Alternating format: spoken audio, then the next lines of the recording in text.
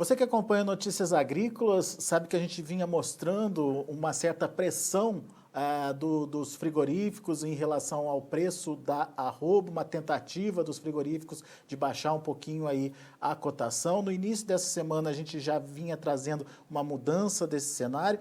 Afinal de contas, a gente está encerrando a semana com que, essa pressão de fato terminou ou esfriou, enfim, essa pressão sobre os preços da arroba. A gente vai perguntar para quem entende, para quem acompanha o mercado. Iberville Neto, lá da Scott Consultoria, já está aqui comigo. Seja bem-vindo, viu, Iberville? Obrigado pela participação conosco aqui no Notícias Agrícolas. No começo de semana era uma tendência e a gente está encerrando a semana já. Dá para dizer que essa pressão que os frigoríficos tentaram fazer sobre a arroba acabou? Boa tarde, Alexandre. Boa tarde a todos. Alexandre, o que a gente tem observado realmente é uma perda de força dessa pressão de baixa. Não houve uma oferta condizente com essa pressão maior. As exportações seguem em bom ritmo e o consumo doméstico na primeira quinzena foi um pouco melhor. Agora, a segunda quinzena tipicamente é de demanda um pouco mais calma, então diminui um pouco a necessidade de compra da indústria, só que, por outro lado, eles estão com escalas apertadas, então diminui um pouco o tanto que eles precisam se programar, o tanto que eles precisam de colocar de gado nas escalas, mas as escalas estão apertadas, então não há espaço para muito teste, para muita pressão de baixa, não. Na verdade, o espaço é bem pequeno. Sexta-feira, normalmente, a gente observa frigoríficos testando de maneira mais pontual o mercado, justamente porque sexta-feira é um dia de muito pouca movimentação. Então, o que a gente observa às vezes é o frigorífico ajustando o seu preço de balcão na tentativa de começar a acostumar a cabeça do pecuarista com aquele novo valor, mas isso não tem sido muito efetivo, não. Hoje, se a gente tiver que considerar uma referência para São Paulo, qual é a Iberville? A nossa referência está em 218 à vista, sem descontar o imposto para o gado normal, e 225 para o gado jovem, né, até 30 meses, até 4 dentes, que pode ser destinado à China. 225 à vista bruto ou 218 à vista bruto. Isso sem descontar o imposto, certo? Isso, sem descontar o imposto. Tá. É um patamar que já vinha sendo trabalhado antes da pressão, né, daquela pressão efetiva aí dos frigoríficos. Da mesma forma que perdeu esse ritmo de pressão negativa, está mais difícil ter um ritmo de pressão positiva nos preços daqui para frente, Iberville? Não houve uma mudança na estrutura do mercado, mas realmente aquela força das valorizações que nós observamos ali na primeira quinzena, antes um pouquinho da virada de mês, ela acalmou um pouco. Então, quando a gente considera, em 30 dias a gente teve uma alta de 6,6% na arroba, mas já há mais de uma semana a gente está com o mercado meio de lado aqui, considerando São Paulo como referência. Então, esses testes eles não foram efetivos, mas o cenário está um pouco mais calmo. Só que as escalas dos frigoríficos estão justas e qualquer demanda adicional ela tende a ser acompanhada de preços também. Mas segunda quinzena deve ser de um mercado um pouco mais calmo aí quanto a possíveis valorizações, talvez mais amenas. Mas cenário firme. É isso que eu ia perguntar. Mercado então segue firme. Com possibilidade aí de alguns ajustes, mas não de incrementos muito significativos nas cotações. Isso, o que a gente tem hoje, a nossa expectativa é de preços firmes, possivelmente algum ajuste positivo, mas a inversão e uma queda desse mercado, ela não está no nosso radar no momento, não. Muito bem. E o que justifica essa tendência, Iberville? É a oferta que está curta? É a demanda que está mais agressiva, principalmente no que diz respeito à exportação? Me parece que em volume tem aí uma alta de 14%, né, no volume exportado nos primeiros 8 dias aí de julho. Isso traz alguma informação nova aí para a questão da demanda? Alexander, esses números de exportações vindo bem, eles vão arrefecendo um pouco aquela expectativa, aquela tensão que veio relacionada a suspensões de frigoríficos devido à Covid, né? Então, as exportações seguindo em bom ritmo, aquela tensão inicial que surgiu, ela vai perdendo um pouco de força, Claro que é algo que tem que estar no radar, tem que ser acompanhado, mas parece que a China não está muito podendo dificultar demais as importações. Eles agora com casos de peste suína africana voltando lá em decorrência não, mas tem sido atribuída o excesso de chuvas, tem sido atribuído a esse excesso de chuvas um aumento aí dos casos, contaminação até de lençóis freáticos, isso segundo algumas análises iniciais do pessoal da área lá, mas de qualquer jeito traz dúvidas sobre a possibilidade de recuperação desse rebanho de suínos e, consequentemente, da produção e abastecimento interno. Se isso não ocorrer como esperado, ou pelo menos não como os chineses têm divulgado, né? Recentemente eles falaram que no último trimestre estariam com uma oferta de carne mais confortável. Então, se isso não ocorrer como eles têm falado, a tendência é que continue com bons volumes. E mesmo se eles tiverem uma oferta de carne mais confortável no último trimestre, isso vai ser considerando em boa medida as importações, né? É que eles têm trabalhado para recuperar esse rebanho de maneira importante, mas também eles são compradores e são grandes negociadores. Então, tem que ver até que ponto isso é bem assim. Mas essa colocação que você fez é bastante pertinente, mostrando que, apesar dessa teoria no mercado de menor demanda chinesa, a evolução continua. E 14% de alta nas exportações em termos de volume. Claro que a gente está falando dos 8 primeiros dias de julho, né, Iberville? Mas já é uma sinalização de que a China, que é o grande participante aí do mercado brasileiro, continua comprando, né? Sim, sim, isso nos traz essa indicação, porque qualquer movimento mais brusco de China teria impacto no nosso volume total, já que eles representam praticamente metade, né? E essa, como você colocou, essa teoria aí de uma demanda mais calma para o segundo semestre, ela é basicamente vinda dos chineses, né? Porque quando a gente vai analisar a lacuna de oferta que a peste suína deixou é enorme, os números de PIB da China, eles têm demonstrado que a economia deve seguir com demanda.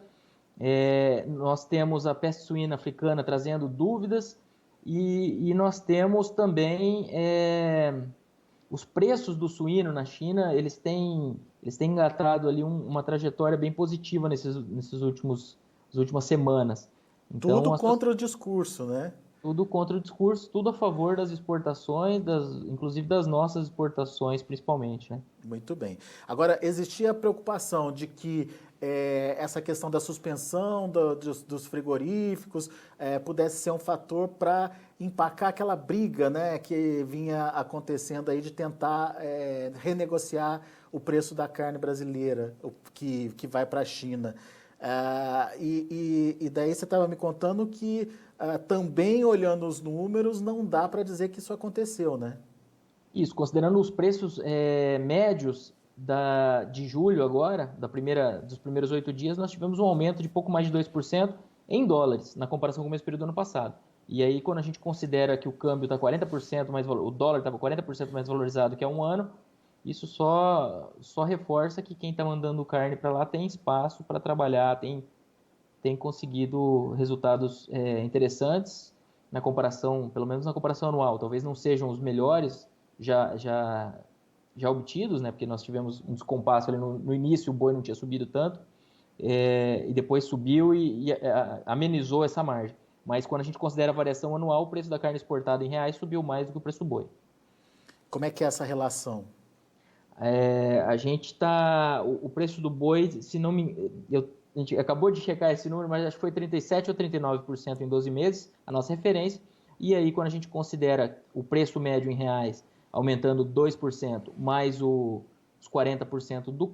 Desculpa, o preço médio em dólares aumentando 2%, mais 40% de valorização do câmbio, isso supera os 40%. Então, houve um acréscimo na comparação anual maior do preço médio da carne exportada do que do preço do boi gordo em reais.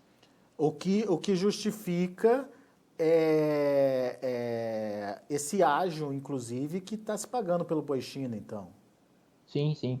Isso o boi China, essa explicação, esse ágio essa demanda por boi China, que acaba arrastando o boi comum, entre aspas, né? Porque mesmo que a demanda doméstica tenha vindo mais amena nesses últimos meses aí, a distância do boi normal, que a gente chama de boi comum, para o boi China, ela acaba não ficando muito longe. Mesmo que a demanda seja puxada pelo boi China, que os preços, o principal vetor seja essa exportação, os preços do boi comum acabam acompanhando ali, um pouco mais distante, um pouco mais próximo, mas eles vão também. Muito bem. Essa distância ela não abre muito. Essa é uma análise focada na questão das exportações, principalmente. Aumento do preço em dólar, aumento do volume exportado, quando a gente compara com o mesmo período do ano passado. Agora, com relação à oferta, tem alguma novidade? Podemos ter alguma surpresa? Enfim, qual que é a análise de vocês aí na Scott Consultoria? Alexandre, nós tínhamos um início de ano muito pouco atrativo, passamos por momentos um pouco mais atrativos quando o milho começou a ceder e os preços futuros se recuperaram depois do início da pandemia, daquele baque inicial, os preços futuros do boi. Mas agora a gente já tem preços futuros que se acalmaram em relação às máximas, mas ainda geram viabilidade, mas milho subindo também, o milho sem dar muita bola para o final de safra, pelo menos firme, e para o final de safra, não, desculpe, para a chegada da safrinha, né? E a associação desses fatores, ela já trouxe a viabilidade do confinamento para patamares mais modestos. Então, é algo que tem que ser acompanhado. A gente espera um aumento da oferta a partir de agosto, principalmente, agosto, setembro e outubro, com um pico ali em outubro e novembro. Mas isso devido à própria sazonalidade do confinamento, que tem mais ou menos essa curva, né? O maior volume de gado ocorre entre setembro e novembro, mas também devido a essa atratividade que melhorou, já esteve melhor, mas ela saiu de um cenário de inviabilidade praticamente nas médias, né, em resultados e indicadores zootécnicos médios, para um momento bom e agora mais ameno. Então, talvez esse aumento da chegada na segunda metade do segundo semestre seja mais fraco do que nós esperávamos há algumas semanas. Né? E tem uma volatilidade muito grande. Essa semana mesmo a gente deu como manchete aqui que no mercado futuro, a B3, a gente tinha um outubro atingindo um dos maiores níveis aí do ano, né? Superando os R$219. Hoje a gente já está vendo o outubro recuar para abaixo de R$217, enfim. Ou o produtor aproveita o momento, ou enfim, fica difícil, né, acompanhar toda essa volatilidade também para ajustar e fazer o casamento aí do que ele vai produzir para entregar lá em outubro, né, Iberville? A nossa indicação é sempre de trabalhar com os preços garantidos, mas quando a gente diz preço garantido, a gente está falando cada momento numa situação, né? Cada situação e uma estratégia. Para 2020, eu acredito que se surgir a oportunidade, é um ano, mais uma vez, como foi em 2019, de travar preços mínimos, porque a gente tem muita coisa que pode dar errado, mas tem muita coisa que demonstra que o mercado está muito sólido. Então, muita coisa que pode dar errado, que eu digo, é China embargando plantas, tudo isso ninguém tem bola de cristal para saber. Então, o pecuarista não pode basear a sua atividade numa expectativa de preços. Então, ele tem que travar de alguma forma. Travando preços mínimos, até em um patamar mais baixo, ele tem um custo menor e está exposto às altas. Então, eu digo um patamar mais baixo, às vezes não travar um 215, travar um 205, 210, dependendo, porque isso barateia as opções, barateia a mecânica, né? A ferramenta. O prêmio fica mais barato, né? Exatamente. E aí, seja via termo de preço mínimo ou via bolsa direto, ele diminui esse prêmio, consequentemente, num strike menor, né?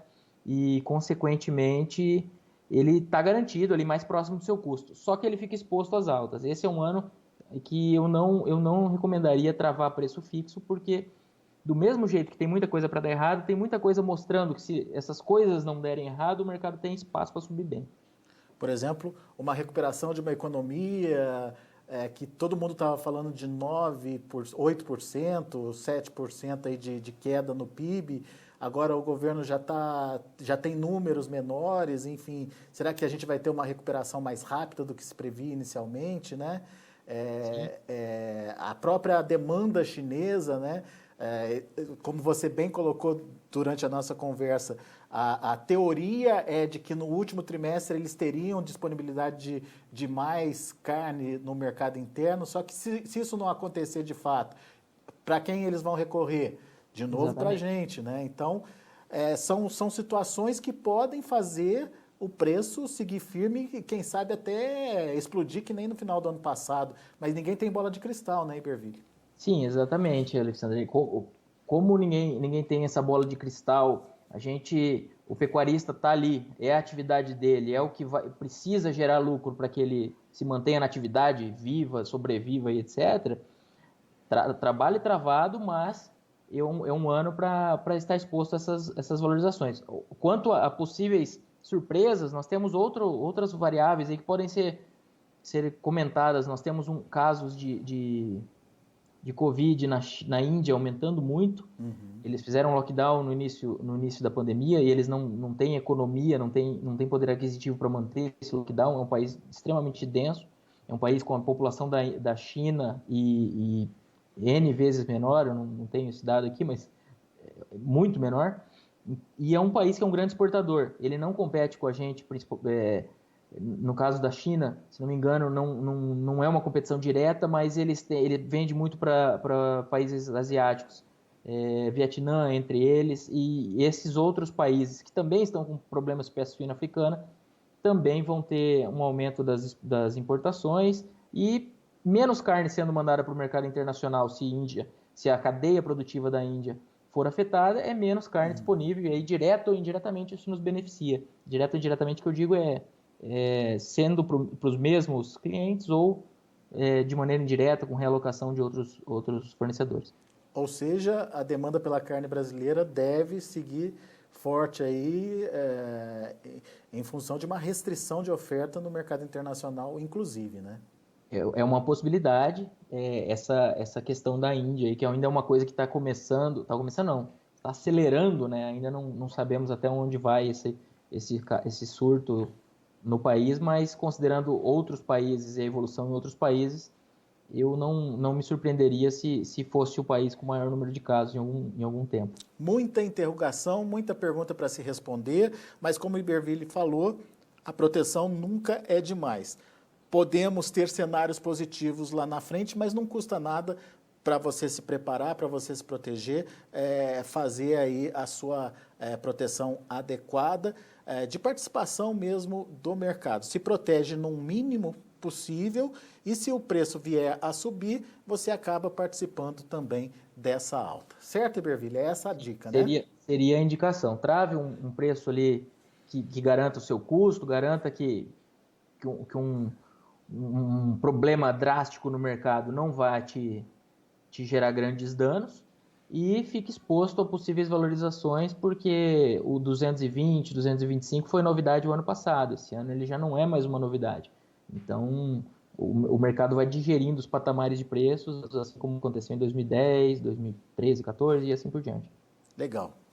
Iberville Neto, muito obrigado, viu, pela participação aqui com a gente no Notícias Agrícolas. Iberville é sócio aqui do Notícias Agrícolas, está sempre aqui com a gente, trazendo informações e analisando aí os mercados. Volte sempre, Iberville.